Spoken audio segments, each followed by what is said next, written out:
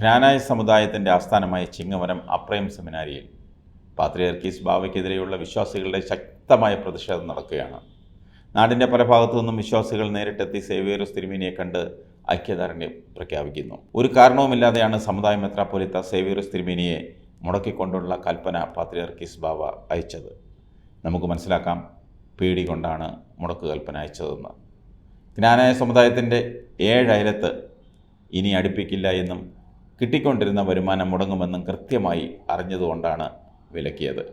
ഇത്രയും നാൾ പല കാര്യത്തിനും വിളിക്കാത്തവർ കഴിഞ്ഞ ദിവസം സുന്നഹദോസിന് വിളിച്ചപ്പോൾ തന്നെ പലരും അപകടം മണത്തിരുന്നു. വികട യാക്കോബായക്കാരെ പോലെയല്ല, തികച്ചും സൗമ്യനും മിതഭാഷിയുമാണ് ജ്ഞാനായ സമുദായ മെത്രാപ്പൊലീത്ത സേവ്യറിയോസ് തിരുമേനി.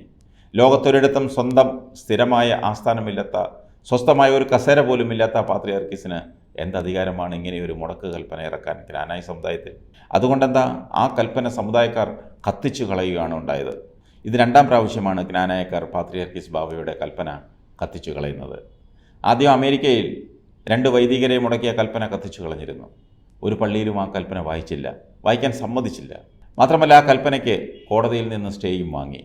ജ്ഞാനായ സമുദായം എന്നും സ്വന്തം കാലിൽ നിൽക്കുന്ന ഒരു സമുദായമാണ്. അതാണ് ജ്ഞാനായ സമുദായത്തിൻ്റെ ചരിത്രവും ഭരണഘടനയും. മുൻഗാമിയായ ക്ലിമീസ് തിരുമേനിക്ക് സ്വന്തം കാലിൽ സ്വതന്ത്രമായി നിലകൊണ്ടതുപോലെ സേവ്യറിയോസ് തിരുമേനിയും സ്വന്തം കാലിൽ നിൽക്കണം. എന്തിന് പാത്രിയാർക്കീസ് ബാവയെ ആശ്രയിക്കുന്നു? ശ്രേഷ്ഠ തോമസ് പ്രഥമൻ ബാവ, അദ്ദേഹം പോലും പാത്രിയാർക്കീസിൻ്റെ യഥാർത്ഥ മുഖം തിരിച്ചറിഞ്ഞപ്പോൾ അദ്ദേഹത്തിൻ്റെ ആയ കാലത്ത് മനസ്സുകൊണ്ട് ആഗ്രഹിച്ചു പറഞ്ഞിരുന്നു, ഇരുമ്പ് നുഖങ്ങളെ കടലിനക്കരെ നിർത്താൻ ഏവർക്കും കഴിയട്ടെ എന്ന്.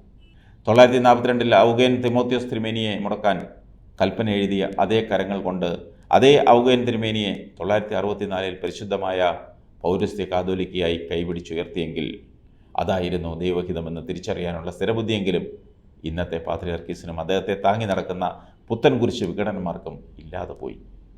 മലങ്കര ഓർത്തഡോക്സ് സഭയുടെ പരമാധ്യക്ഷൻ പരിശുദ്ധ കാതോലിക്ക ബാവയെ ചിങ്ങവനം മാർ അപ്രയം സെമിനാരിയിൽ സ്വീകരിച്ചുവെന്നാണ് മുടക്കുവാനുള്ള മറ്റൊരു കാരണം പറയുന്നത്. പണ്ട് ഈ മുടക്കും ഉടക്കുമൊക്കെ നിലനിൽക്കുമ്പോൾ തന്നെയാണ് കിഴക്കൻ്റെ വലിയ മെത്രാപ്പൊലീത്ത മാർ ക്ലിമീസ് തിരുമേനി എല്ലാ ആഴ്ചയിലും ദേവലോകം അരമനയിൽ വന്ന് പരിശുദ്ധ കാതോലിക്ക ബാവയെ കണ്ടിരുന്നത്. അതായത് അന്നത്തെ കാതോലിക്ക ബാവയെ. ഇവിടെ മലങ്കരയിൽ മുടക്കും ഒക്കെ തുടങ്ങി വെച്ചത് അബ്ദുള്ള പാത്രിയാർക്കീസാണ്. അതിപ്പോഴും തുടരുന്നു. പാത്രിയാർക്കീസന്മാരുടെ അടിമ മനോഭാവം, അല്ലാതെ എന്തു പറയാൻ. മലങ്കരയിലെ 1ാമത്തെ മുടക്ക് ഓടയിൽ തള്ളിയ വട്ടശ്ശേരി തിരുമേനിയുടെയും അടുത്ത മുടക്ക് ടോയ്ലറ്റിൽ തള്ളിയ പരിശുദ്ധ ഔഗേൻ ബാവയുടെയും ആത്മീയ മക്കളാണ് മലങ്കര മക്കൾ. ആ മലങ്കര മക്കൾ ജ്ഞാനായ സമുദായത്തോടൊപ്പം ഉണ്ടാകും.